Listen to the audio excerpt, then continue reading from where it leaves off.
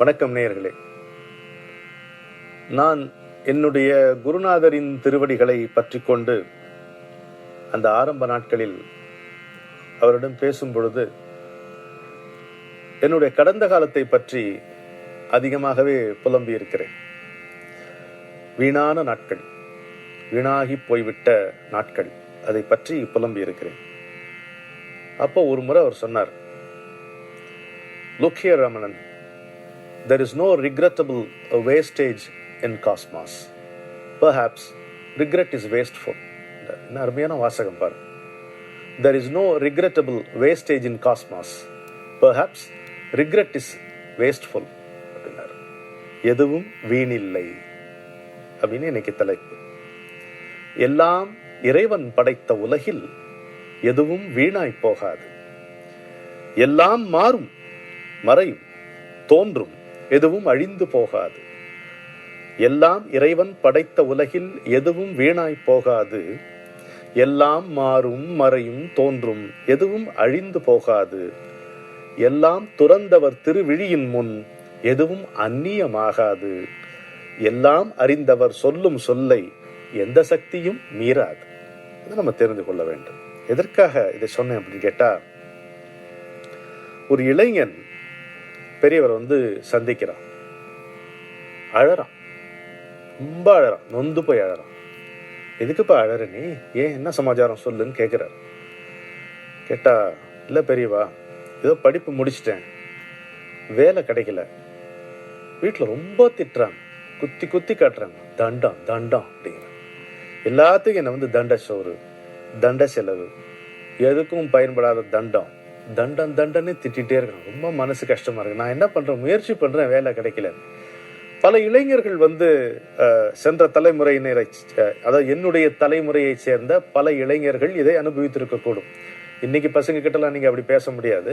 அன்றைக்கு பேசக்கூடிய உரிமை தாய் தந்தையருக்கு இருந்தது. அவர்கள் பேசினாலும் பொறுத்து கொள்ளக்கூடிய பணிவு எங்களுக்கும் இருந்தது, எங்கள் தலைமுறையினருக்கு இருந்தது. அப்போ அந்த பையன் சொல்றான், தண்டம் தண்டம் ரொம்ப திட்டானோன்னு.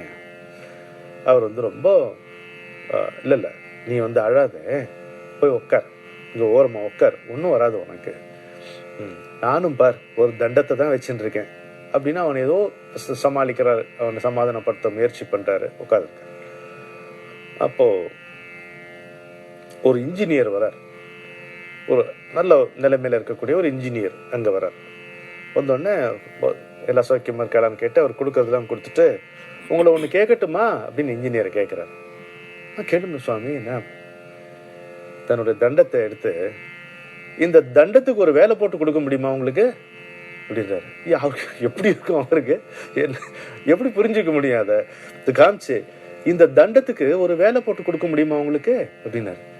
என்ன பெரியவா சொல்றேன், எனக்கு புரியல. இல்லை, இதுவும் தண்டம் தானே, நான் கையில் வச்சுட்டு இருக்கிறதுனால எல்லாரும் இதுக்கு மரியாதை பண்றா. அந்த பையனை பாருங்க, அவன் வேலை கிடைக்கல, அவன் என்ன செய்வான், படிச்சவன், படிச்சிருக்கான், வேலை கிடைக்கல, அவனை தண்டம் தண்டம் சொல்றாள். நீங்க அவனுக்கு ஒன்றும் புரிஞ்சு போச்சு, இருங்க, ஐயோ இதை விட எனக்கு என்ன பாக்கியம் இருக்க முடியும், நான் செய்யறேன் அப்படின்ட்டு செய்யறாரு.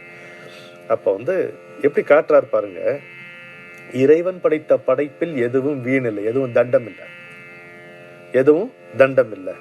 இதை சொன்னவர் யார்? தண்டத்தை ஏந்தியவர். தண்டத்தை ஏந்தியதால் வந்த தகமைதான் இந்த வார்த்தையை சொல்ல வைக்கிறது. அப்ப அந்த பையனுக்கு என்ன உணர்த்துகிறார்?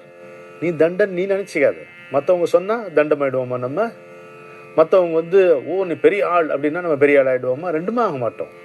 அதனால மற்றவர்கள் சொல்வதை நம்ம எல்லாத்தையுமே எடுத்துக்கொள்ளக்கூடாது, கேட்டுக்கணும், காதுல கேட்டுக்கணும். ஒருத்தர் நம்ம கண்டிச்சாங்க, நம்முடைய விமர்சனம் செய்தார்கள் என்றால் அந்த விமர்சனத்துல நல்ல நுட்பமாக கவனித்து அதுல நம்ம மாற்றிக்கொள்ள வேண்டியது, நம்முள் ஏற்றிக்கொள்ள வேண்டியது, நம்மை திருத்திக் கொள்ள வேண்டியது இதே இருந்தா நம்ம காரியத்தை பற்றையில வேலை பார்த்து பழுது பார்த்து கொள்ள வேண்டும். புகழ்ந்தால் அந்த புகழ் இறைவனுக்கே, நம்ம குரு இருந்தா நம்முடைய குருநாதருக்கே என்று அதை விட்டு விடணும். அப்படி இருக்கணும். அதனால காயப்படக்கூடாதுன்றது காட்டி, ஆனா இந்த வெறும் வார்த்தைகள் போதுமா? ஒரு அன்எம்ப்ளாய்மெண்ட்டுங்கிறது எவ்வளோ ஒரு ஹார்ஷ் பீரியட், அது அந்த நாட்கள்ல அது வெறும் வார்த்தைகள் போதாது, அவனுக்கு ஒரு சொல்யூஷன் வேணும், தீர்வு வேணும். அந்த தீர்வு உடனே அந்த இன்ஜினியர் அங்க உட்கார்ந்தாரு, அவருக்கு கிடைச்சி போச்சு. இது ஒரு அருமையான நிகழ்ச்சி பார்க்கணும். இப்போ எப்படி வராரு பாருங்க. ராமகிருஷ்ண மடத்துல ஒரு பிரம்மச்சாரி, பேர் நினைவில்லை எனக்கு, அவர் சுவாமியை பார்க்கறதுக்கு வருவார். ஒரு முறை அவர் அங்கே லைனில் எங்கேயோ நிற்கிறார், வரிசையில் அந்த பிரம்மச்சாரி நிற்கிறார். பெரியவர் என்ன செய்கிறாருன்னா, தான் எழுந்து மேடையை விட்டு இறங்கி அப்படி அவ்வளோ தூரம் நடந்து போய் அந்த பிரம்மச்சாரியை கையை பிடித்து கொண்டு கூட்டின்னு வர்றாரு. தொடமாட்டார் யாரையும். ஒரு சன்னியாசி தான், இன்னொரு சன்னியாசி தான் அவருக்கு ஏதாவது தொண்டு செய்யணும்னா கூட தொட முடியும். இதை ஒரு முறை பார்த்தோம் நம்ம, இல்லையா? அவருக்கு உடம்பு சரியில்லாத பொழுது இன்னொரு சன்னியாசி தான் அவர் தொட்டு தூக்க முடிந்தது. யாரையும் தொடுவதில்லை. இவர் மேடையை விட்டு இறங்கி போய் அந்த பிரம்மச்சாரியை கையை பிடிச்சு இழுத்து கொண்டு அவருக்கு மாலை அணிவித்து தன்னுடைய மலர் கிரீடத்தை அவருக்கு அணிவித்து அழகு பார்க்கிறார். புரியவே இல்லை. இல்லடா, அவர் ரொம்ப பெரிய ஆள், ரொம்ப வசதியான ஆள் அப்படின்ட்டு மற்ற பேருக்கு சொல்றார். அது என்னங்கிறத விளக்கல. ஆனா அந்த பிரம்மச்சாரிக்கு உள்ள ஏதோ இருக்கு. அந்த அருமையை அறிந்தவர் இந்த மகான். ஒன்று. இன்னொன்று, அந்த அருமை வேறு ஏதாலோ இல்லை மாயையாலோ மறைக்கப்பட்டிருக்கும். என்னோட குருநாதர் சொல்லுவார், இதை someone has to open the lid for you. அப்போ someone has to open the lid. அந்த someone இந்த someone எவ்வளோ பெரிய பேர், எவ்வளோ வசதியான ஒரு மகான்.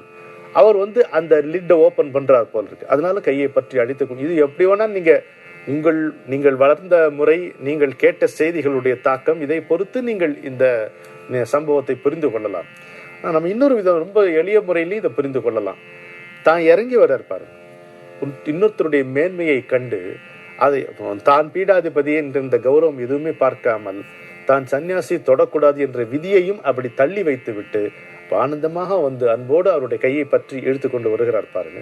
அதுதான் ரொம்ப பாராட்டத்தக்கது, வியக்கத்தக்கதும் கூட.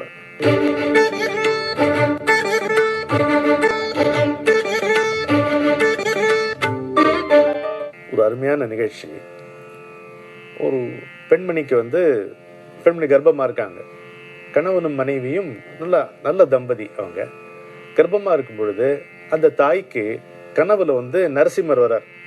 நரசிம்மர் பிறக்கிற குழந்தைக்கு என் பேரை வை அப்படின்னு கனவுல நரசிம்மர் சொல்றாரு.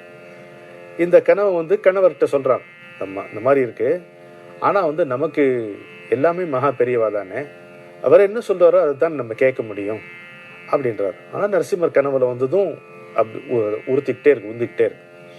எல்லாம் ஆகி குழந்தை பிறந்து அதுக்கு செய்ய வேண்டிய அந்த சம்ஸ்காரங்கள்லாம் செஞ்ச பிறகு குழந்தைய கூட்டிட்டு போய் அப்படி காட்டுறார். அவர்கிட்ட குழந்தைய முன்னாடி கிடத்துறார். அவர் பார்க்குறார் குழந்தைய, பெரியவர் குழந்தைய அப்படி பார்க்குறார். பார்த்துட்டு பொதுவாக பிறந்ததுக்கு அப்புறம் புண்ணியாச்சனம் எல்லாம் பண்ணி அப்புறம் தான் பேர் வைப்பா. நீ என்ன வயிற்றுல இருக்கும் போதே ஒரு பேரையும், அம்மா வயிற்றுல சுமந்துட்டு இருக்கும் போதே ஒரு பேரை சுமந்துட்டே வெளியில வந்துட்டியே இல்லையா நரசிம்மா அப்படின்னு கேட்கிறார் அந்த குழந்தை. அழகா நிறுத்தி, பொதுவா குழந்தைன்னா பிறந்ததுக்கு அப்புறம் புண்ணியாச்சனம் அதெல்லாம் பண்ணி பாராட்டி சீராட்டி தொட்டில் போட்டு அப்புறம் பேர் வைப்பா பார்த்துருக்கு. நீ என்னடா அம்மா வயிற்றுல சுமந்துட்டு இருக்கும் போதே பேரையும் சுமந்துட்டு வெளில வந்திருக்க இல்லையா நரசிம்மா அப்படின்னு கேட்டாராம். அப்ப அந்த அம்மாவுக்கு எப்படி இருக்கு? ஸோ ஹஸ் அப்ரூவ்ட் அந்த நேம். நரசிம்மர் கனவுல சொன்னார்ன்றது இவருக்கு தெரிஞ்சிருக்கு. அந்த பேரை வச்சுக்கிறது தான் பொருத்தம் அப்படின்னு அவர் அழகாக இது காட்டுறாரு. இன்னொரு நிகழ்ச்சியை பாருங்க. திருச்சியில ஒரு போட்டோகிராஃபர், ரொம்ப பக்தர், பெரியவருடைய பக்தர். பெரியவரை பார்க்கணும்னு அவருக்கு தோணி திடீர்னு. அவர் எங்கேயோ இருக்கார், ஏதோ ஒரு ஊர்ல இருக்கார். அங்க பார்க்கலாம்னு சொல்லிட்டு இவர் வந்தா பெரியவா கிட்டே போக முடியல, அவ்வளோ கூட்டம். கிளம்புறதுக்கு முன்னாடி என்ன செய்யறாரு, அவசரமா கிளம்பணும் போது பெரியவாளுக்கு எப்போ ஏதாவது ஒரு நைவேத்தியம் வச்சுட்டு போவார். நல்லா சுட சுட பால், கொதிக்க பால் அங்கே பெரியவா படத்துக்கு முன்னால வச்சுட்டு அப்புறமா கிளம்பி போறார். பார்க்கலான்னா பெரியவா கிட்டே போக முடியல, அவ்வளவு கூட்டமா இருக்கு. என்னடா இது அப்படின்ட்டு சரி கொஞ்சம் தள்ளி நின்று பார்க்கலன்னு ஒரு பாறை மேலே ஏறி நின்று பெரியவாளை எட்டி பார்த்துட்டு, சரி இன்னைக்கு அவ்வளோதான், நம்ம சாயங்காலம் ட்ரை பண்ணி பார்ப்போம், திரும்ப போய் அவர் விசிராந்தியா இருந்தால் அவர் பார்க்கலாம் சொல்லிட்டு நடக்கிறார். மனசு வருத்தம், நடா அவ்வளோ தூரம் வந்தோம் பார்க்க முடியலையேன்ட்டு. அப்போ பெரியவாள்கிட்டேருந்து ஒரு தொண்டர் வர்றார். நீங்க தான் திருச்சியிலேருந்து வந்தவரா? ஆமா. நீங்க தான் போட்டோகிராஃபரா? நீங்க ஆமா. பெரியவா உங்களை கூப்பிடுறா அப்பனா அப்படின்னு. ஹீரா இது எப்படா தெரியுது அவருக்கு நம்ம வந்தது அப்படின்ட்டு தெரியல. அது ரொம்ப சர்வ சாதாரணமான நிகழ்ச்சி. ஆனா ஒவ்வொரு முறையும் இந்த நிகழ்ச்சி அதுல சம்பந்தப்பட்டவங்களுக்கு நிகழ்ச்சி மகிழ்ச்சி ஏற்படுத்தி தான் இருக்கு இல்லையா? ஒவ்வொரு வாட்டி மழை பெய்யும் போது ஆனந்த மத்தனம் பாருங்க, ஒவ்வொரு வாட்டியும் சின்ன குழந்தை நம்ம முத்தமிடும் பொழுது பரவசமா தானே இருக்கு இல்லையா? ஒரு நல்ல பாட்டை கேட்கும் பொழுது எப்பவுமே புதுசா தானே இருக்கு அனுபவம். அது மாதிரி ஒரு மகான் நாம் வந்திருப்பது தெரியல, யாரும் அவருக்கு அறிவிக்கப்படாமலே நாம் வந்திருப்பதை தெரிந்து நம்ம அழைக்கும் போது இருக்கக்கூடிய சுகம் இருக்கு பாருங்க, ஒரு எக்ஸ்டசி, அதுக்கு ஈடே கிடையாது இல்லையா? எவ்வளோ சமயத்தில் எங்கள் குருநாதர்கிட்ட எனக்கும் இது நடந்திருக்கு. ஸோ கூப்பிடுறார், உடனே எவ்வளோ சந்தோஷமா இருக்கும். போய் அவர் மேலே கையை கூப்பி பெரியவா கூப்பிட்டுலாம். பெரியவா சொல்றாராம், இந்த அழகா எழுதியிருக்காரு பாருங்க, அதை ஏன்பா என்னை பார்க்குறேன்னு பார்க்காம போனா என்ன அர்த்தம் அப்படின்னாராம். நில குலைஞ்சு போயிட்டாரு. என்னங்க சொல்லுவேன் நான், மாதிரி ரொம்ப கூட்டமாக இருந்தது, சரி பார்க்க முடியல, சாயங்காலம் ட்ரை பண்ணலாம், அப்போ ஒரு வேளை இல்லைன்னா பார்க்கலாம், தரிசனம் பண்ணிக்கலாம்னு நினச்சாரு. அதெல்லாம் சரி இதை பாரு அப்படின்னு நாக்கு காட்டுறாராம், வாயை திறந்து. என்னன்னு பார்த்தா புண்ணு, நாக்கெல்லாம் செவந்திருக்கு, இங்கே வாயெல்லாம் செவந்திருக்கான். என்ன பெரியவாளு, பின்ன நீ பாட்டுக்கு அவசரம்னு கொதிக்க பாலை வச்சா குடிக்கும்போது இப்படிதான் பொத்து போகும். எப்படி இருக்கும் படத்துக்கு முன்னால வச்ச பால். இதுல நம்ம என்ன தெரிஞ்சுக்கணும், ஒருத்தரை நம்ம குருவா வரிச்சுட்டோன்னு வைங்க, குருவாக ஒருவரை ஏற்றுக்கொண்டோம் என்றால் அதற்கு பிறகு அந்த உருவம் இருக்க, அது படம் கிடையாது, அது சந்நிதி. அதை புரிஞ்சுக்கணும். என் குருநாதர் கேட்பார், if you can't speak to it then why keep it பாரு, why keep it if you can't speak to it பாரு, the paper and glass பாரு படத்தை. அப்போ அது படம் அல்ல, அப்படி பரமனே அங்க பரமாச்சாரியாலே அங்க எழுந்தருளி இருக்கிறார்னு அர்த்தம். நீ வைத்ததை அவர் ஏற்றுக்கொள்ளுகிறார், உன்னுடைய கோரிக்கையை அவர் கவனிக்கிறார், காது கொடுத்து கேட்கிறார் என்று அர்த்தம். அங்க படத்துக்கு முன்னால வச்சது இங்க சொல்றாரு பாருங்க. பக்தராஜ் மகாராஜ் பத்தி சொல்லுவேனே, அவருடைய வாழ்க்கையில் இந்த மாதிரி நிகழ்ச்சிகள் நடக்கும். நம்ம சாப்பிட்டுட்டு பக்தராஜ் மகாராஜ்க்கு ஜெய் அப்படிம்போம், திட்டுவார், போன்ல கூப்பிட்டு, நீ கண்டதையும் சாப்பிட்ட, எனக்கு இங்க வயிறு அப்செட் ஆகுதுறான்னு. அது மாதிரி கொதிக்க பாலை வச்சுட்டு போனியானா அவசரத்துல வெந்து போச்சு அப்படின்னாராம். எப்படி இருக்கும் அந்த பக்தருக்கு, இந்த போட்டோகிராஃபருக்கு, கொஞ்சம் யோசிச்சு பாருங்க. பரவசமான ஒரு நிகழ்ச்சி. ஒரு குருங்கிறவர் வியாபித்திருக்கிறார்.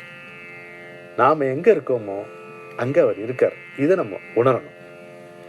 இன்றைக்கு ஒரு அருமையான மகா வாக்கியத்தை பார்ப்போம். என்னைக்கு தான் அருமையா இல்ல சொல்லுங்க, இன்றைக்கு பார்ப்போம். கடலில் கலக்கும் வரைதான் நதி, அவனில் கரையும் வரைதான் நான். கடலில் கலக்கும் வரைதான் நதி, அவனில் கரையும் வரைதான் நான். When it pours itself into the sea, the river ceases to be. Yeah, the river ceases to be. When you dissolve into God, your I ceases to be. The river becomes the sea as I becomes God. The river becomes the sea as I becomes God. I become God இல்லைங்க, I becomes நான் என்பது கடவுள் ஆகிறது. அந்த அர்த்தத்தில் சொன்னேன். கடலில் இறங்கிய உப்பு பொம்மை கரைக்கு கதையா சொல்லும் என்று ராமகிருஷ்ண பரமஹம்சர் கேட்பார். இங்க கடலை நோக்கித்தான் நதியினுடைய பயணம்.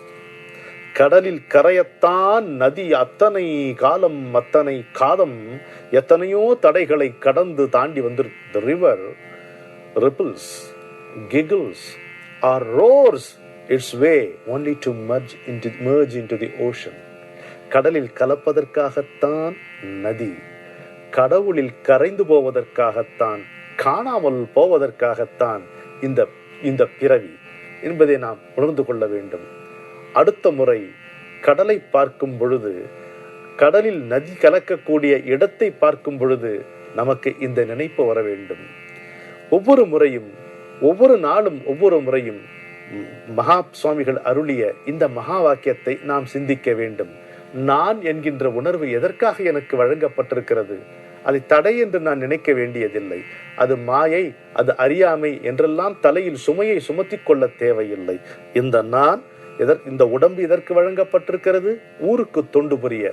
இந்த மனம் எதற்காக எனக்கு வழங்கப்பட்டிருக்கிறது? இறைவனுடைய நாமத்தை நினைக்க. இந்த புத்தி எதற்காக வழங்கப்பட்டிருக்கிறது? பிறருக்கு உபகாரம் செய்யும் உபாயங்களை கண்டுபிடித்துக் கொள்ள, பெரியவர்களுடைய மொழிகளை புரிந்து கொள்ள. அதையெல்லாம் தாண்டி நான் என்கின்ற உணர்வு எனக்கு எதற்காக வழங்கப்பட்டிருக்கிறது?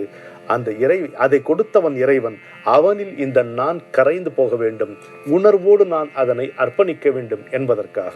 எனவே காஞ்சி மாமுனிவரின் காலடியில் நாம் காணாமல் போவோமாக, அந்த பிரதிக்கையை எடுத்துக்கொண்டு உங்களிடம் விடைபெறுகிறேன். வணக்கம்.